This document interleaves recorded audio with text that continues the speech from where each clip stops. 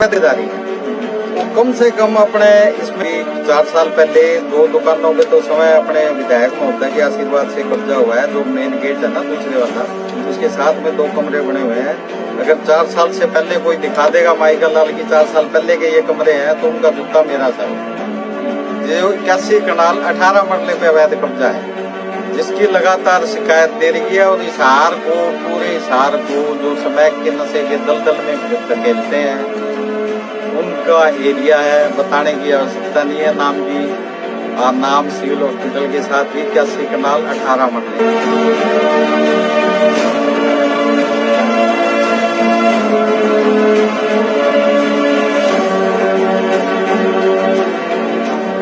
आज हमारे साथ में जुड़े हुए हैं अनिल महिला जी, जो हिसार के विधानसभा के पूर्व प्रत्याशी रह चुके हैं और सांझा मोर्चा के भी अध्यक्ष हैं। हमारे साथ में जुड़े हुए हैं अनिल महिला जी। अनिल महिला जी, मैं आपका HN24 न्यूज पर बहुत बहुत हार्दिक स्वागत है। नमस्कार सर, बहुत बहुत धन्यवाद आपका भी, और सभी दर्शकों को भी नमस्कार करता हूं। मैं धन्यवाद करता हूं आपके टीवी चैनल का, जो मेरे जैसे एक मामूली से व्यक्ति को बुलाया अपने स्टूडियो में मुद्दे के ऊपर बात लेकर। धन्यवाद। बिल्कुल, मुद्दा ये है मेरे दोस्तों, क्योंकि मुद्दा बहुत ज्यादा गर्म है और बहुत लोगों की आस्था से भी जुड़ा है। रामपुरा मोहल्ला में एक छोटा सा मंदिर बनाया गया था जो मात्र 6 बाई 3 का था, और उस मंदिर को रात को तोड़ दिया जाता है। एक धर्म विशेष का नाम भी दिया गया है उसको, काफी लोगों की उसके ऊपर आस्था भी थी। लेकिन हम यहाँ पर धर्म विशेष की बात नहीं करेंगे, सिर्फ और सिर्फ ये सही हुआ या गलत हुआ, मुद्दा बस इतना सा है। हाँ जी सर, आपकी क्या राय है इसको लेकर? मेरी राय में ये जो नगर निगम प्रशासन ने कदम उठाया है, बहुत ही अच्छा सराहनीय कदम है। ये जिला नगर निगम प्रशासन बधाई का पात्र है इस बारे में कि उनने अवैध अतिक्रमण को हटाने में, अवैध कब्जे को हटाने में अपना मतलब पूरा कर्तव्य निभाया, सहयोग किया। बिल्कुल बिल्कुल, हमने भी ये वीडियो बनाई थी, और बनाने के बाद हमने इसकी पूर्ण रूप से जानकारी निकाली तो हमको भी पता चला कि ये अवैध कब्जा था और अवैध कब्जा तोड़ा गया। लेकिन एक छोटा सा क्वेश्चन और भी आ जाता है कि इस अवैध कब्जे को तोड़ने के लिए रात को नगर निगम की टीम आती है, तो सर ये काम तो दिन में भी हो सकता था।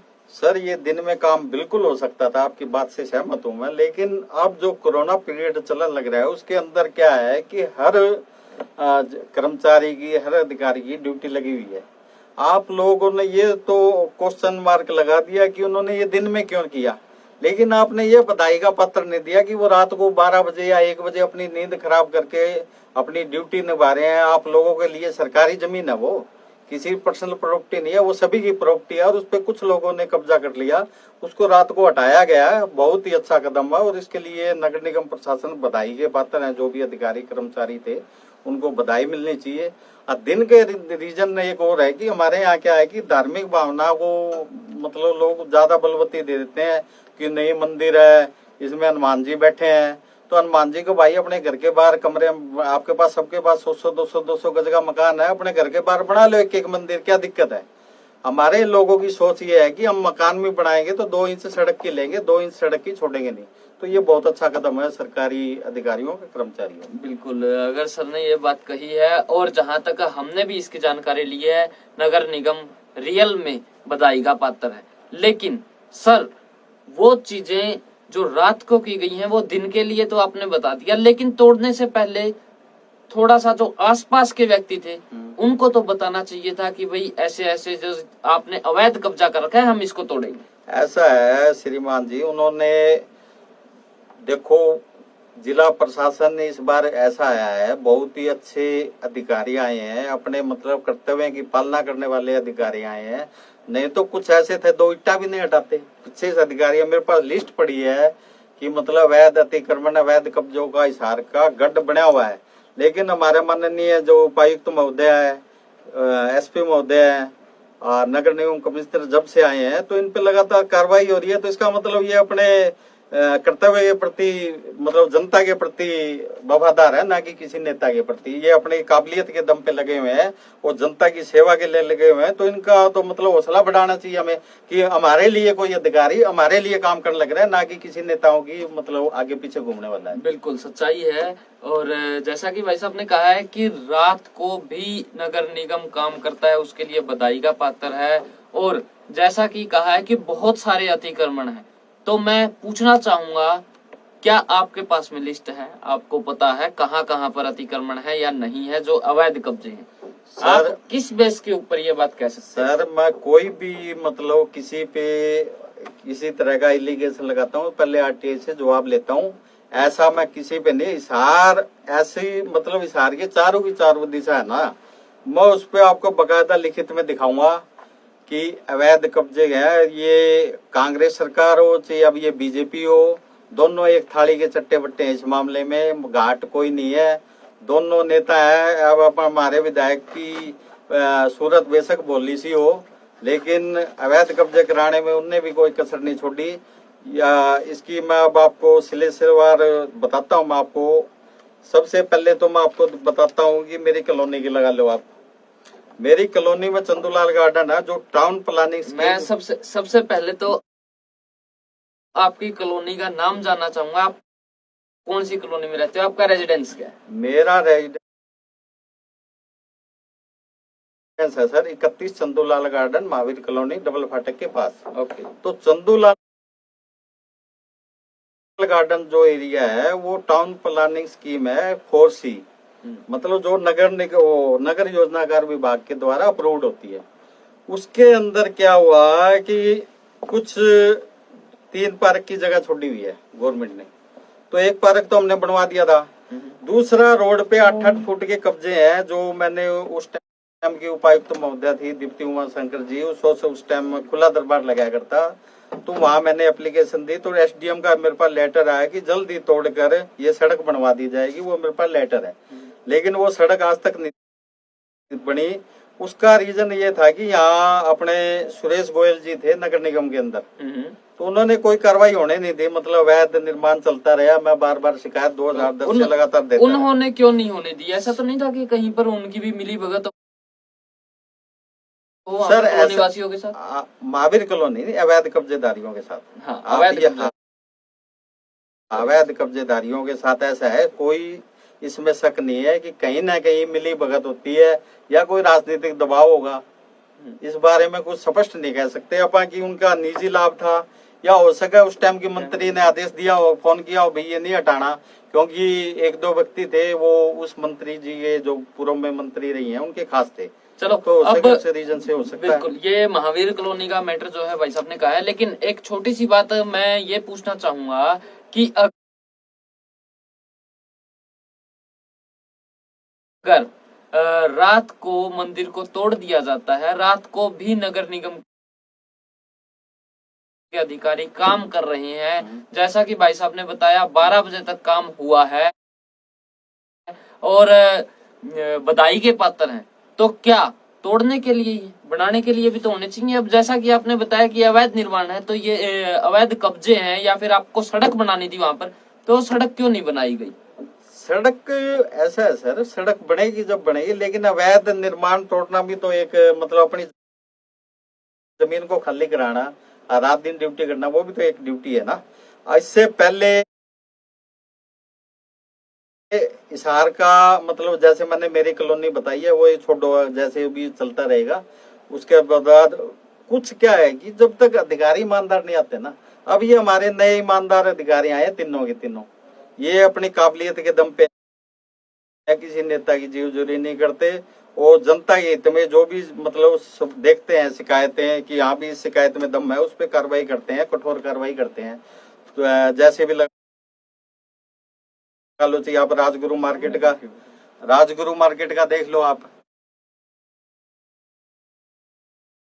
लगातार जब से हमने शिकायत दी है लगातार नगर निगम के कर्मचारी अधिकारी लगे हुए हैं, क्योंकि हमें एक ईमानदार कमिश्नर मिला हुआ है, हमें ईमानदार उपायुक्त मिली हुई है, हमें ईमानदार एक एसपी मिला हुआ है जो अपने कर्तव्य को जनता के प्रति अपने जवाबदेही को समझते हैं।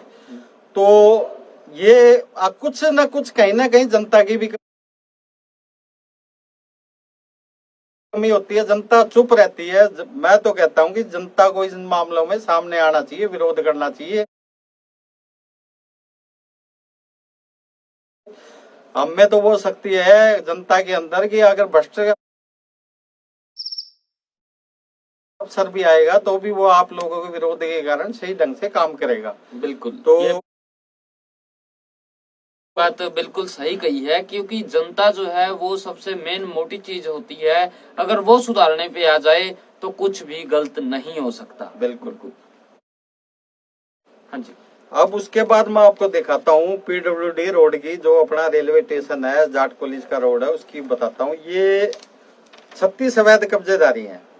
वो कम से कम अपने इसमें एक नाम बताता हूँ मैं आपको हैरानी होगी। इसमें है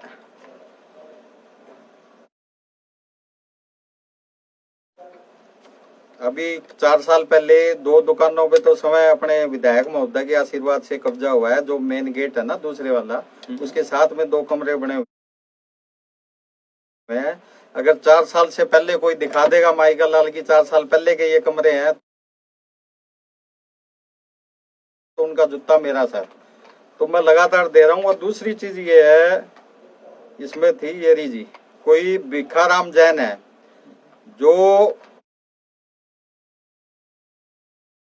खास है अपने विधायक जी के। उन्होंने एरिया स्क्वायर यार्ड में बताता हूँ मैं आपको, 329, 61, 102, 329 और 61, बाकी बलराज सब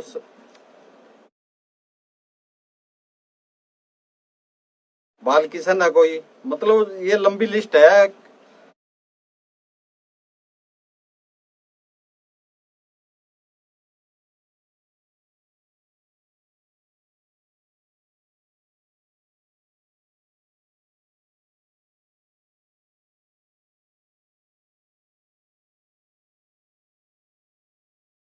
छत्तीस बंदे हैं 36 जो पीडब्ल्यूडी रोड पे इन्होंने कब्जा कर रखा है। बकायदा लिस्ट है, ईस्ट वेस्ट नॉर्थ साउथ सबकी है। एरिया वाइड यार, खसरा नंबर भी है बकायदा 1462।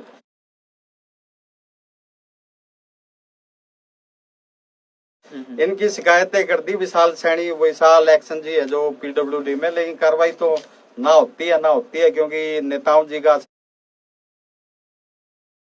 आशीर्वाद है। लेकिन अब जब से उपायुक्त महोदय आई है और नगर निगम कमिश्नर आए हैं, और अगर ये 1 साल टिक गए यहाँ पे, आप लोगों ने सहयोग दिया, जनता ने सहयोग किया, तो उम्मीद करते हैं कि सरकारी जगह से अवैध अतिक्रमण और अवैध कब्जे हटाए जाएंगे। अब ये तो मैंने आपको पीडब्ल्यूडी का दिखा दिया। अब मैं आपको दिखाता हूँ जो सबसे हिसार में है, सिविल हॉस्पिटल की जमीन, जो 81 कनाल 18 मरले पे अवैध कब्जा है, जिसकी लगातार शिकायत दे रही है। और हिसार को, पूरे हिसार को जो समय के नशे के दलदल में धकेलते हैं, उनका एरिया है। बताने की आवश्यकता नहीं है नाम की, और नाम सिविल हॉस्पिटल के साथ ही 81 कनाल 18 मरले। अगर इसका आपको एक चंबे जा रही है, 2002 में एसडीएम कोर्ट ने हॉस्पिटल के पक्ष में फैसला दे दिया था कि इसको हटाया जाए। उसके बाद से जब से मुझे पता चला है, मैं लगातार शिकायत करने लग रहा हूँ। अभी भी मैंने लॉकडाउन से 3 महीने, जनवरी में शायद, सिविल सर्जन को कंप्लेंट दी थी कि आप की सरकारी जमीन पे बिजली बोर्ड ने मीटर कैसे लगा दिए। हमें तो आज तक ये समझ में नहीं आता, अगर हम साधारण आदमी मकान मीटर लगवाना हो सरकारी उस पे, अपने मकान पे, तो गेट पे फोटो चाहिए, रजिस्ट्री चाहिए, मतलब और भी डॉक्यूमेंट चाहिए। लेकिन जो सरकारी जगहों पे जिन्होंने कब्जे कर रखे हैं, अब ये सिविल हॉस्पिटल है 81 कनाल 18 मरले, अगर इनको कब्जों को हटा दिया जाए तो यहाँ वेंटिलेटर का हिसार मतलब हरियाणा का सबसे बढ़िया हॉस्पिटल, टॉप क्लास हॉस्पिटल बन सकता है। लेकिन ये कब्जे हटाएंगे क्यों नेताओं का संरक्षण है। लेकिन जब से ये अधिकारी आए हैं, हमें उम्मीद है कि ये जल्द से जल्द हटाए जाएंगे। अभी आप लोगों को पता है कि 43 आदमियों को शायद नोटिस दिए थे, उनको हो गया होगा 1 साल के लगभग, हटे हुए आज तक को नहीं। कभी पुलिस बल नहीं मिलता, कभी नहीं मिलता। लेकिन अब जब से ये आए हैं लॉकडाउन हटने के बाद, उम्मीद है कि हम हटाएंगे ये। अच्छा, तीसरी चीज मैं आपको बताता हूँ रोटी बैंक के बारे में। रोटी बैंक का ये लगा लो कि माननीय कष्ट निवारण समिति में अगस्त 2018 में अपने बनवारी लाल जी थे पूर्व मंत्री, अब भी हैं शायद, तो उन्होंने आदेश दिए थे कि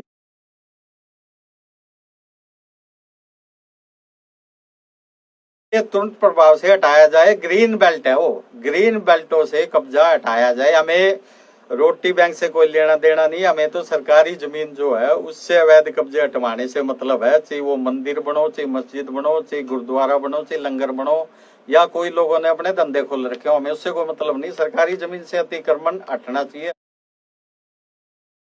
हालात में उसके लिए हम लड़ते रहेंगे। तो उनका आदेश आया, लेकिन हमारे विधायक महोदय ने टांग अड़ा दी बीच में, नहीं ये नहीं हटेगा।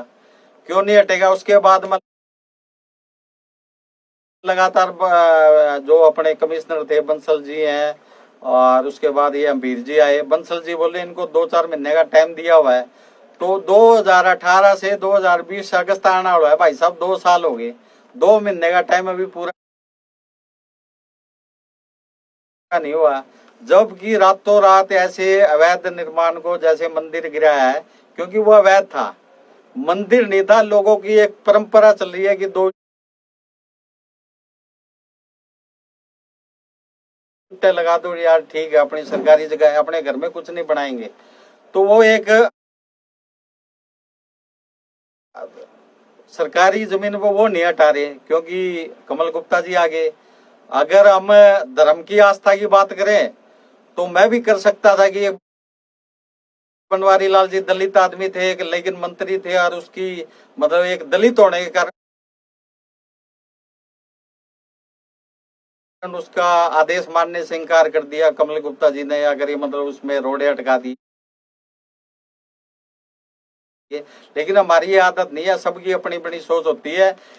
नगर निगम ने भी रात को इसलिए गिराए क्योंकि दिन में इन जैसे ही आ जाते, धर्म के नाम पे मंदिर गिरा दिया, हमारी आस्था से खिलवाड़ हो गया, ये हो गया, वो हो गया। लेकिन ये नहीं कहेंगे कि हमने सरकारी जमीन पे कब्जा कर रखा है। अब लोग कह रहे हैं कि हमें नोटिस नहीं दिया, तो आपने कौन सा सूचित किया था नगर निगम को कि भी हम कब्जा करने लग रहे हैं कि आपकी जमीन पे? नहीं, चलो ये मंदिर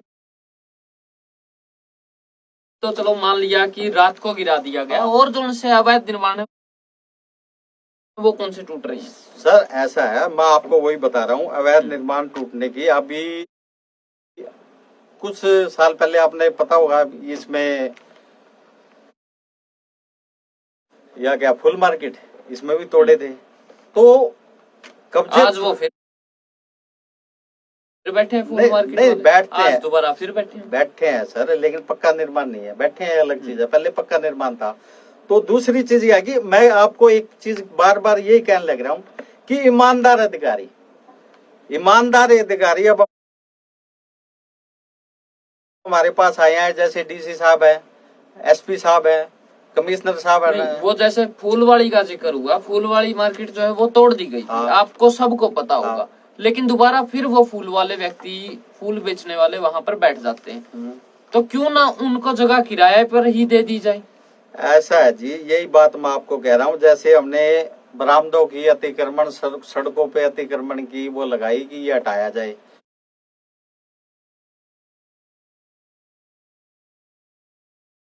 ये हटन लग रहे हैं।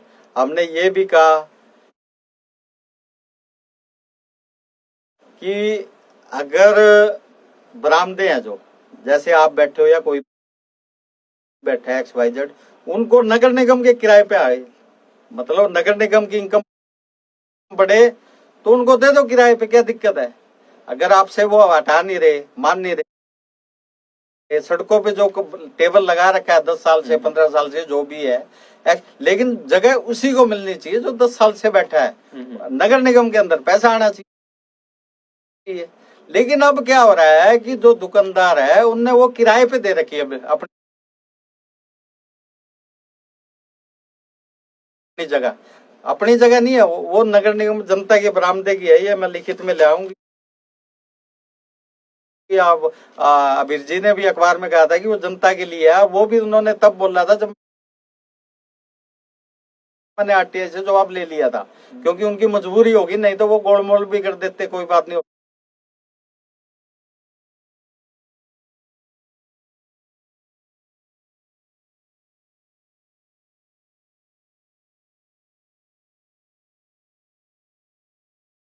होता रहेगा। तो ये जब जनता के बरामदे है, दुकानें दी हैं,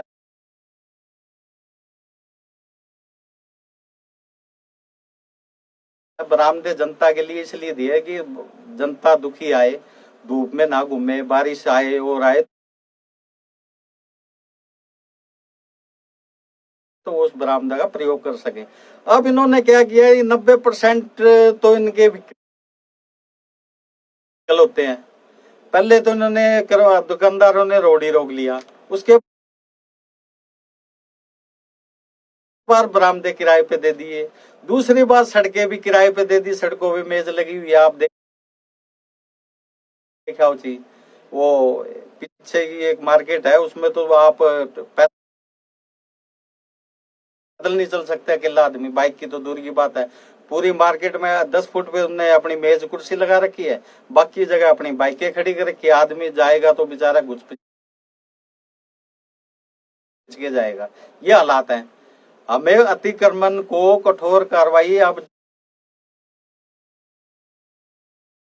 जो अपने कमिश्नर साहब आ रहे हैं बढ़िया कार्रवाई करने लग रहे हो, धीरे धीरे इस कार्रवाई का असर भी होगा। और हम तो चाहते हैं कि एक परमानेंट इसकी वीडियोग्राफी होगी, इनका जुर्माना पहले 100 रुपए लगाए, फिर 200 लगाए, फिर 500, ऐसे बढ़ाते रहे, अपने आप बंद हो जाएगा। बिल्कुल सही बात कही है कि जो बिरांडे हैं वो बिरांडे एक जनता के हैं, हिंदुस्तानियों के हैं, और अगर उन बिरांडों के अंदर ही अपनी डमियां रख दी जाती हैं, अपना सामान बाहर रख दिया जाता है, या फिर उन बिरांडों को किराए पर दे दिया जाता है, रेंट पर दे दिया जाता है, तो वो सारा का सारा पैसा उस दुकानदार के पास में जाता है। क्यों ना, अगर ज्यादा, ये पहली बात तो इसको पूर्ण रूप से खाली होना चाहिए। जब ये है ही जनता के, तो जनता के आने जाने के लिए ही होने चाहिए। अगर फिर भी नहीं मानते हैं तो नगर निगम इसको अपने अंडर में लेकर वो खुद वहां पर किसी न किसी को बिठाए, और सिर्फ उन्हीं को बिठाए जो व्यक्ति वहां पर पिछले कुछ सालों से, काफी सालों से लगकर अपनी छोटी सी दुकान खोल रखी है, अपना काम कर रही है। उससे जो पैसा जनरेट होगा वो कहीं ना कहीं पर हमारी सरकार के पास ही जाएगा। हाँ जी महिला जी। तो ये बहुत अच्छा कर, लेकिन ऐसा होना मुश्किल है, क्योंकि नगर निगम अगर पर्ची देगा तो वो स्थायी कब्जादारी हो जाएगा। ये सभी को पता है, ये अधिकारियों को पता है, मैं भी पता है, ये संभव नहीं है। इसलिए इनको हटा के जाए। अब जो आपको पता होगा कि 4300 कुछ रेडियो के बारे में वो रोजगार योजना था, जो भी वो 5 साल से चलन लग रहा है। उसके जो मैंने उसकी भी RTI लगाई थी, मैं कौन मेंबर है इसके, मैंने उसके मेंबर देखे तो मैं हैरान रह गया कि उसमें कोई भी रेडियो वाला कोई मेंबर ही नहीं था। बीजेपी के कार्यकर्ता थे जिनकी लिस्ट है मेरे पास, उनका कोई मतलब स्ट्रीट वेंडर से कोई लेना देना ही नहीं था। ये हालात है। एक NGO का नाम था, उस NGO का कोई लेना देना, वो NGO का भाईचारा होगा, उसका नाम भी दे दिया। तो आप कम से कम ऐसे बंदों को तो दो ना जिसको फील्ड की जानकारी हो, जिसको पता हो। वो आया बाहर से, उसको पता ही नहीं है, वो लिस्ट आज तक है ही नहीं।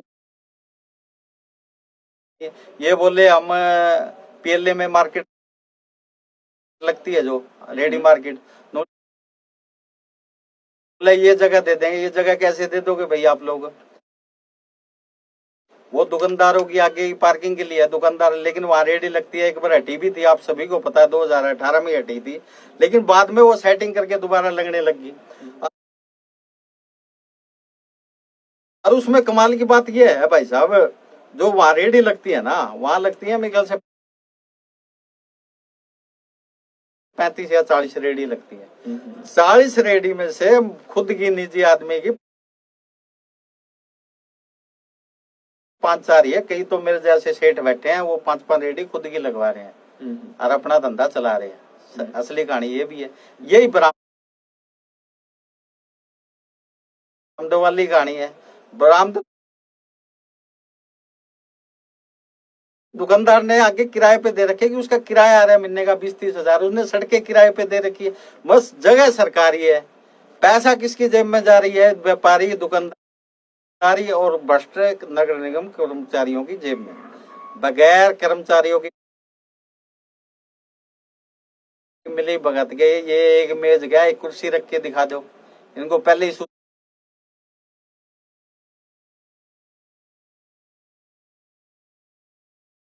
सूचना हो जाती है, भाई साहब हम मान लग रहे हैं, देख लियो। मतलब हम सभी को भ्रष्टाचार में सम्मिलित नहीं करते।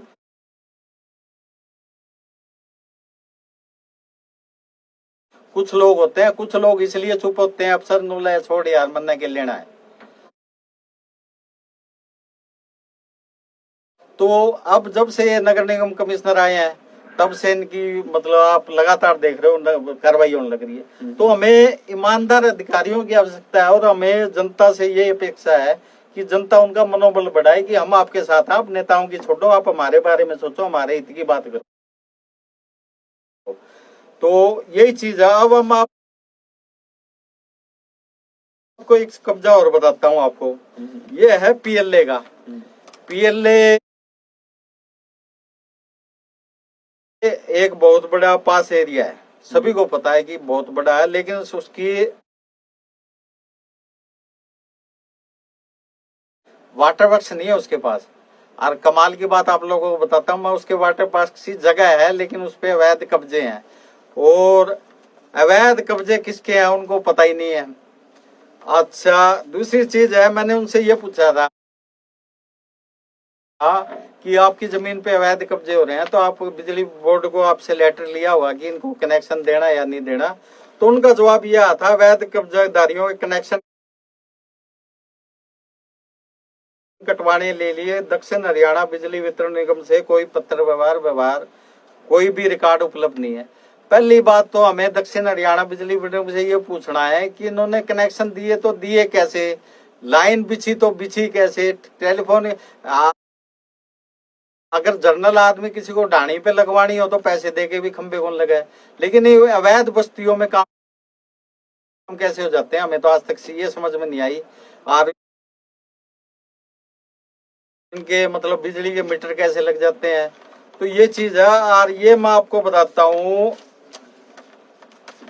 इसमें लिखा है, मैंने आरटीआई से जवाब मांगा था, इन्होंने असल में उपायुक्त महोदय संपदा अधिकारी ने 26/9/19 को एक लेटर प्रेषित किया था, पुलिस सहायता व ड्यूटी मजिस्ट्रेट प्रदान करने हेतु। 26/9/19 डेट नोट करना भाई साहब, आज 24/3 को अपना लॉकडाउन लगे हैं, तो लगभग 6 महीने हो गए। 6 महीने के अंदर इन्होंने लेटर भेजा भाई साहब। 6 महीने में ना तो शायद पुलिस फोर्स मिली इन्हें, ना इनका ड्यूटी मजिस्ट्रेट लगा। अब इनको मैं बताता हूँ, एरिया का नाम है हरियाणा शहरी विकास प्राधिकरण। एरिया जहाँ वैध कब्जा हटाया जाना है वो है sector police line area, Haryana शहरी विकास प्राधिकरण। ठीक है। किस तिथि को पुलिस सहायता व ड्यूटी मजिस्ट्रेट की आवश्यकता है, आप ये नोट करो, 11/10/2019 को सवेरे 11 बजे। मेरे ख्याल से हमने तो अखबार में कोई पटी को नहीं ऐसा कुछ होया हुआ, अभी तक पुलिस नहीं पहुंची है ना। 11/10 का तो नोटिस ने मांगी थी पुलिस बल, उसके बाद आप ये देख लो, आपके आगे है ये तो। आप फिर उसमें 5 में लिखा हुआ है, क्या नाजायज कब्जा धारकों को नोटिस जारी किया है, यदि किया है तो कब? तो ये लिखा है, पहले सभी कच्चे पक्के मकान वालों को मौके पर कागजात जब खाली करो। ठीक है जी। नोटिस तो दिया को नहीं, क्योंकि कच्चे पक्के, इनको सबसे अच्छी बात तो ये है कि कच्चे पक्के मकान वालों के नाम में पता ही मालूम नहीं है। सबसे अच्छी बात आप ये देख लो कि जो हमारे हरियाणा शहरी उड्डा डिपार्टमेंट है, उसको ये नहीं पता कि उसकी जमीन पे कब्जे किसने रखे हैं। ये एक मतलब हंसने वाली बात है कि आपकी जमीन पे कब्जा कर लेगा, ये आपको भी पता होगा फलाने ने कर रखा है, लेकिन ऐसा है, पता सबको होता है और जनता भी बोली नहीं है, जनता भी सारी बातें समझती है। हाँ जी सर। उसके बाद इन्होंने लिखा है अवैध निर्माण कब्जा हटाया जाना उचित या नहीं की सिफारिश इससे ही बताया जाए। तो इन्होंने लिखा है हरियाणा शहरी विकास विभाग ने अवैध कब्जा हटाया जाना उचित है, क्योंकि वाटर वर्क्स के लिए जगह है ये। आज सभी कानूनी औपचारिकताएं पूर्ण कर ली गई है, लेकिन ये कब्जा नहीं हटाया जा रहा। अगर यहाँ वाटर वर्क्स लग जाए तो आप ये लगा लो पीएलए का जो पानी है वो उसमें आएगा।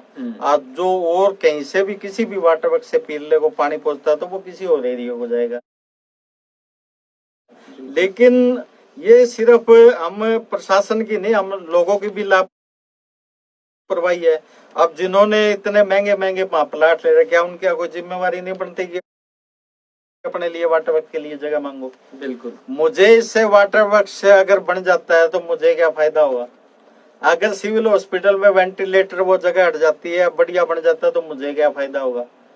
आप ये बताओ, अगर ये पार्क वगैरह बन जाते हैं तो मुझे क्या फायदा होगा? मेरा निजी फायदा कहीं भी नहीं है। आपका निजी फायदा कहीं पर भी नहीं है। कहीं ऐसा तो नहीं है कि आप अपनी पॉलिटिक्स सुधारने के लिए ये सारी चीजें कर रहे हैं? नहीं, पॉलिटिक्स एक अलग चीज है। मैं राजनीति अगर करता ना तो आप लोगों ने किसी ने भी अगर मेरा पंपलेट पड़ा हुआ 2019 का विधानसभा प्रत्याशी का, तो शायद आप लोग विश्वास नहीं करोगे, मैंने उसमें साफ लिखा था कि राजगुरु मार्केट से अवैध और अतिक्रमण अवैध कब्जे हटवाऊंगा पक्का, हर शहर से अवैध कब्जे नशा मुक्ति करूंगा। ये इसलिए किया था कि हमें समाज सुधारना, समाज सुधरेगा तो हम सब सुधरेंगे। नहीं, ये चीजें तो सर हर किसी के उसमें होती है। ना सर, मैंने एक बात सबके मैनिफेस्टो में ना, जो मैंने मैनिफेस्टो बनाया था ना, आप अगर किसी भी पार्टी छोड़ो, जो आजाद खड़े हुए थे उनके मुंह से कुआ दो, वह उनके मतलब कभी जिंदगी में इलेक्शन ले, उनके मुंह से आप कांग्रेस प्रत्याशी हो, बीजेपी प्रत्याशी हो, जो मैंने लिख के दिया था मैं दे दूंगा आपको, और उनके मुंह से कुआ दो ये काम मैं करूंगा, बांध जाऊंगा। नहीं, काम करने का जिक्र नहीं है। हाँ, बात है मैनिफेस्टो में लिखने की। मैनिफेस्टो में लिख देते हैं लेकिन काम नहीं होता है। सर अपना क्या है कि मैं 2004 से लग रहा हूँ,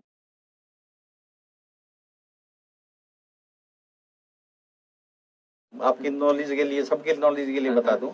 सबसे पहले मैंने अपने चंदूलाल बाग में सीवरेज व्यवस्था बड़ी लाइन लगवाई थी और पार्क का निर्माण करवाया था। आपको एक दूसरी बात बताऊं, 2010 में दूसरे पार्क की मेरे नगर निगम में अमित लोहान जी आए थे, एमई, बहुत ही बढ़िया ईमानदार आदमी थे। तो मतलब मैं कह रहा हूं ना कि हमें ईमानदार अधिकारियों की वो अब इंतजार करना पड़ता है कि कब आएगा, हम हटते नहीं। मैं 2004 से लग रहा हूँ, क्यों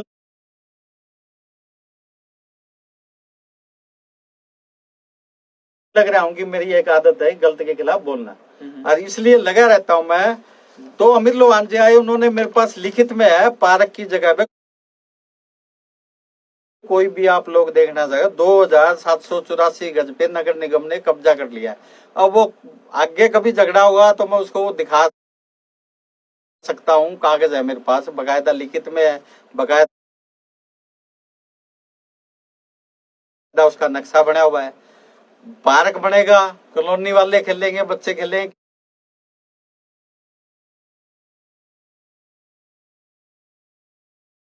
किसी के खेलेंगे, मेरे को निजी फायदा क्या हुआ? मैं तो टाइम वेस्ट हुआ, मेरे पैसे लगे। लेकिन एक गलत चीज का एक जो मेरे को बचपन से मतलब है कि मैं हमेशा चाहिए मेरा, आप मेरे कितने निजी हो, अगर आपने कोई गलत काम कर दिया तो मेरे से उम्मीद मत करो कि मैं आपका साथ दूंगा। ओके। ये मेरी एक गंदी आदत है, इसलिए वो बात है ना कि मेरे साथ साथी कम है दुश्मन ज्यादा है। नहीं नहीं, ये गंदी बात नहीं है,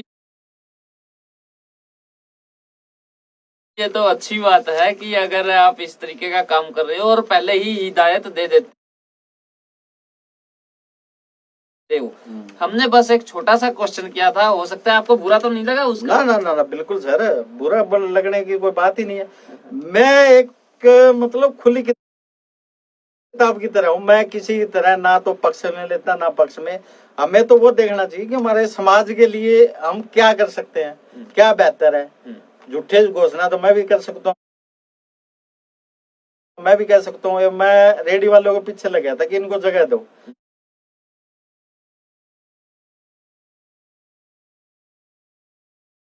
आप देनी भी चाहिए रोजगार। देखो रोजगार सबको चाहिए, आप हो चाहिए मुझे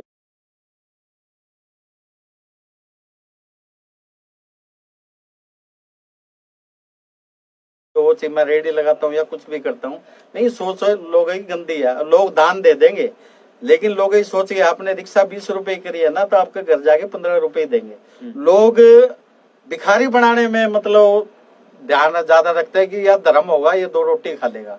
लेकिन उसको रोजगार, जब उसके रोजगार की बात आएगी, जब करनी पड़ लेने में छोड़ आगे काम करे। मतलब ये है, आप रेडी वाले पे जाओगे, रेडी वाले से आपको 20 रुपए की चीज देगा ना, वो आप 15 रुपए में लेगे 100%। यार महंगी लगाओ छोड़। लेकिन वही चीज आप मॉल में जाते हो, चाहे रिलायंस फ्रेश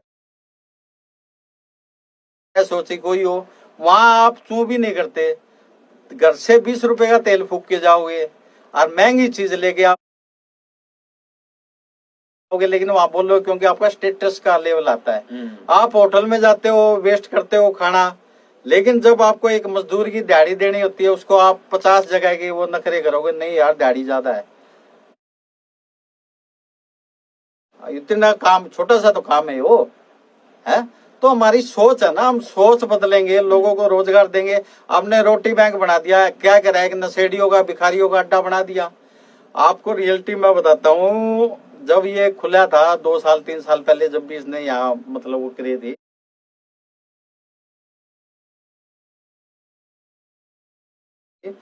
तो मेरी कॉलोनी का एक बंदा था, वो सेटिंग स्टोर पे किसी पे काम किया करता। तो उससे मेरी बात हुई, बोला यार मार तो बंदा है गया। बोला क्या बात होगी? बोला भाई साहब अगला सीधा बोला नो सवेरे शाम रोटी मिल जाओ, की जरूरत है काम करने की। तो हम तो मतलब लोगों को भिखारी पैदा करने लग रहे हैं, अपराधी पैदा करने लग रहे हैं। शाम को देख लियो नशेड़ियों का अड्डा है। आप कोई भी, हम झूठ नहीं बोलते, सत्य के साथ बोलते हैं। मतलब आप लोगों को, जनता को बदलना पड़ेगा, ईमानदार अधिकारियों का साथ देना पड़ेगा और अपने विचार बदलने पड़ेंगे। बिल्कुल, जैसा कि आपने कहा है कि वो नशेड़ियों का अड्डा बन चुका है, लेकिन साथ के साथ में क्वेश्चन एक ये भी है कि चने के साथ में गुड़ भी पीस जाता है। वहां पर काफी भूखे लोग भी आते हैं जिनको खाना मिलता है, और काफी लोग ऐसे भी आते हैं तेरे को कमाने की क्या जरूरत है सर, लेकिन ऐसा ना हो कि कभी वो वहां से फिर बंद ही हो जाए, तो वो भूखे लोग कहाँ पर जाएंगे? सर एक बात बताओ, ये जब से सिस्टम बनी है, भूखा कोई नहीं मरा, ठीक है। लोगों को एक आदत है अपने, आज से पहले मुझे तो नहीं पता, लेकिन पहले गुरुद्वारे में बाबे सुबह सुबह, आज से 20-30 साल पहले, सुबह बाबे 1-1 रुपया ले जाया करते और यहाँ गुरुद्वारे से, और एक वहां पे वो रोड है, वो आटा वाला चना दाल मिलती थी, इसकी स्वरूप राम स्वरूप दाल वाला पता नहीं ऐसे कुछ नाम था, बड़ा दानी सर वो भी दिया करता। तो भूखा कोई नहीं मरता, आप लोगों की सोच भूखी हो गई है। आप ये बताओ, ने सरकारी जमीन पे कब्जा करने की क्या मतलब, सोच भूखी है ना। जगह तो है उनके पास है, लेकिन फिर भी सरकारी जमीन पे बढ़ रहे हैं। अब ये मंदिर बनाया, अपने घर में क्यों नहीं बनाया? आस्था तो अपने घर में दिखाते, आपने सरकारी जमीन पे क्या जरूरत है? अगर इनके पास लाखों करोड़ों का चंदा आ रहा है रोटी बैंक के पास, तो वो अपनी जगह ले, किराए पे ले, वहां चलाए।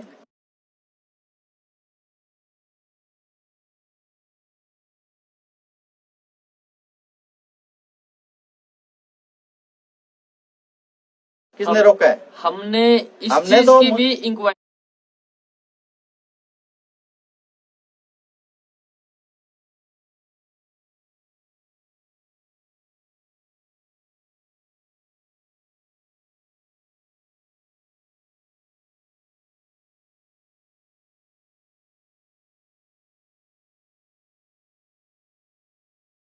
की थी कि ये मंदिर, पहली बात तो यहाँ पर आपने बना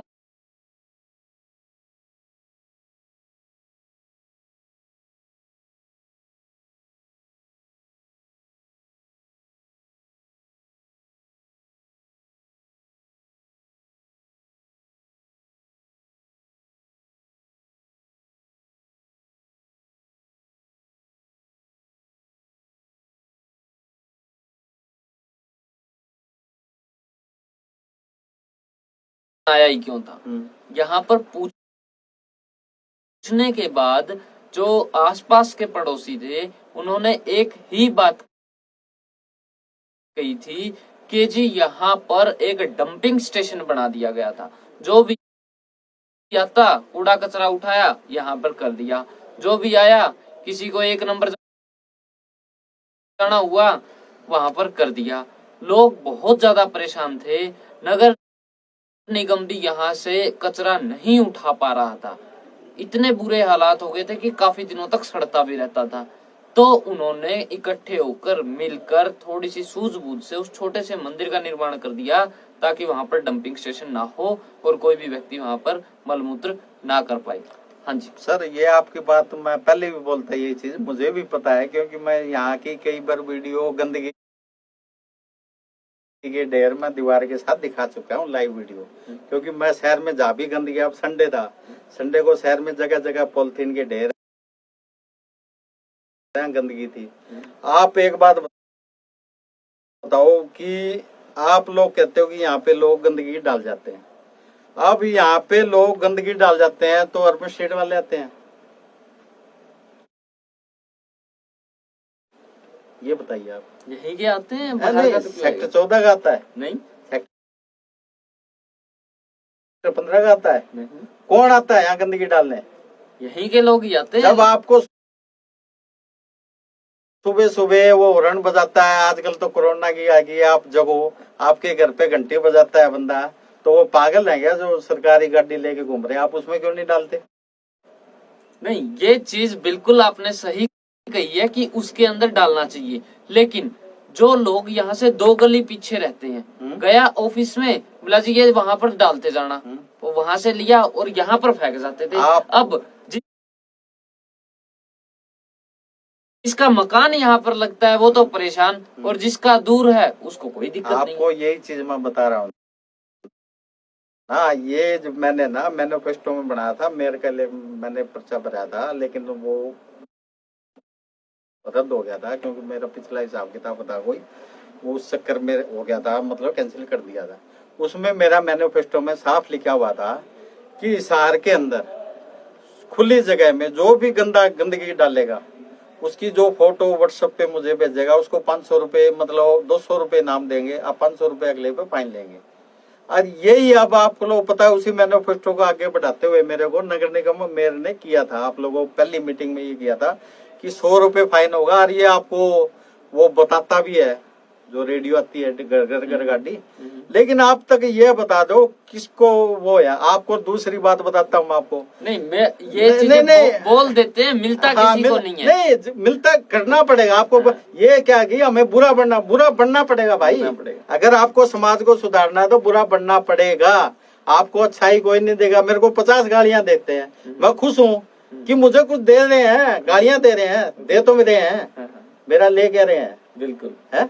तो यही है, शांति नगर में सीसी कैमरा लगा हुआ, वहाँ गंदगी के ढेर है पार्क के पास, जो वाचनल है, मैं उसकी लाइव वीडियो कम से कम 10 बार दिखा चुका हूँ। आपको एक अचंभे वाली बात बताता हूँ आपको, आप जहाँ भी गंदगी देखोगे ना, सच्चाई ये है कि जितने अपने आप को एजुकेटेड पर्सन कहते हैं ना, कि हम संभ्रात समाज के हैं, पढ़े लिखे हैं, सबसे ज्यादा गंदगी वही है, वही जाते हैं। ये जितने ज्यादा पढ़े लिखे है ना पैंट कोट टाई वाले, गंदगी आपको वहां मिलेगी। बिल्कुल सच्चाई ये है। एकदम सही बात कही है कि अगर पढ़ा लिखा व्यक्ति ही गंद डालेगा और अनपढ़ उसको साफ करेगा सुबह सुबह आकर, तो देश किस तरफ जाएगा, ये सच्चाई है। और जैसा कि कहा कि 500 रुपए हम अगले से लेंगे, 200 रुपए हम उसको देंगे जो बंदा फोटो भेजेगा, उसकी जानकारी देगा। ये सिस्टम भी बहुत अच्छा था, लेकिन एक डीसी ऑफिस में भी सिस्टम जो है वो लागू किया गया था कि कोई भी व्यक्ति कहीं पर भी पराली जलाता है और उसकी आप वीडियो बनाकर भेज देते हो, फोटो भेज देते हो, तो आपको 1000 रुपए मिलेंगे। ऐसे व्यक्ति मेरे पास में लिस्ट बनी पड़ी है जिसको अभी तक 1 भी रुपया नहीं मिला। तो क्या ये घोषणा सिर्फ दिखाने के लिए ही होती है या फिर पीछे से पैसा आता है तो आखिरी व्यक्ति तक जिसने ये मेहनत की है उस तक नहीं जा पाता है?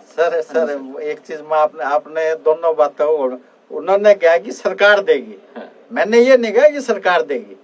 मैंने बोला है कि मैं तो कहूँ जिला उपायुक्त ये कार्रवाई कर देनी चाहिए। अब फोटो मैं खींचता हूँ, 500 रुपए आपके लगेंगे, 200 रुपए मुझे मिल गए, 300 रुपए सरकार को मिल गए। बिल्कुल। तो मैंने तो कहा जो गंदगी फैलाए फाइन उसके होगा, 200 रुपए जो फोटो भेजेगा। एक तो लोगों की फोटो की मतलब काबिलियत अच्छी, हर आदमी फोटोग्राफर बहुत बढ़िया बन जाएगा, दूर से भी खींच लेगा कि गंदगी। आगे 200 रुपए का सवाल है, 200 रुपए का सवाल भी है। कई बंदे ने सोचेंगे कमाई का जरिया यही बन गया। आज तो नुए देखा है गंदगी कौन फेंका, गंदगी कौन फेंका, वो तो मतलब टाक में रहोगे, कब पड़ोसी आवे कब उसकी फोटो खींचे। तो इससे तो फायदा है ना, आम के आम गुठलियों के दाम, सरकारी आमदनी बढ़ेगी, ठीक है ना, शहर साफ सुथरा हो जाएगा, शहर में आपको कहीं भी गंदगी नहीं मिलेगी, ये मेरा दावा है। मैं तो उपायुक्त महोदय और नगर निगम कमिश्नर से अपील करता हूँ कि कल से ये लागू करवा दो। सवेरे पहले 5 बजे तो मैं भी घर से निकल लूंगा, 500-700 हजार की दिहाड़ी तो मैं भी बना लूंगा। बिल्कुल। तो शहर भी साफ हो जाएगा इस बहाने। और दूसरी चीज है, आपको एक चीज बताता हूँ मैं, पॉलिथीन बैन है, सभी को पता है कि पॉलिथीन पूर्णतः बैन है, लेकिन पॉलिथीन क्यों चल रहा है? क्योंकि हमारे नेताओं का आशीर्वाद है उनके ऊपर, जो पॉलिथीन के होलसेलर हैं या बनाते हैं। आप पॉलिथीन को बंद कर दोगे तो बहुत गंदगी बहुत ही कम हो जाएगी।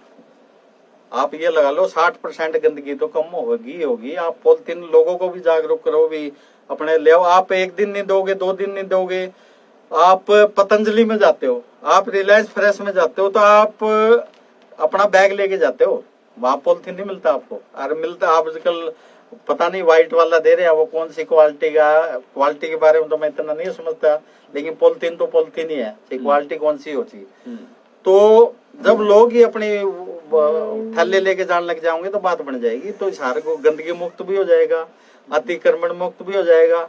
और हम तो सबसे बड़ी बात है, मैं तो मुख्यमंत्री मनोहर लाल खट्टर, अनिल विज से यही उम्मीद करता हूँ कि कम से कम 1 साल हमारे उपायुक्त डॉक्टर प्रियंका सोनी जी को, एसपी साहब गंगाराम पुनिया जी को और अपने नगर निगम का अशोक गर्ग जी को 1 साल के लिए हिसार में रख दो, तो कम से कम हिसार तो स्वच्छ और स्वस्थ दोनों हो जाएगा कहीं भी। क्योंकि जो बगैर डर के अपनी जनता के प्रति जिम्मेवारी समझता है अफसर, वो जनता के भले के लिए करेगा, उसे अपने लिए कोई लालच नहीं होता। उनका एक ही ध्येय होता है कि हम जन सेवा में आए हैं और जनता की जितनी बढ़िया सेवा हम कर सकते हैं उतनी हम करें।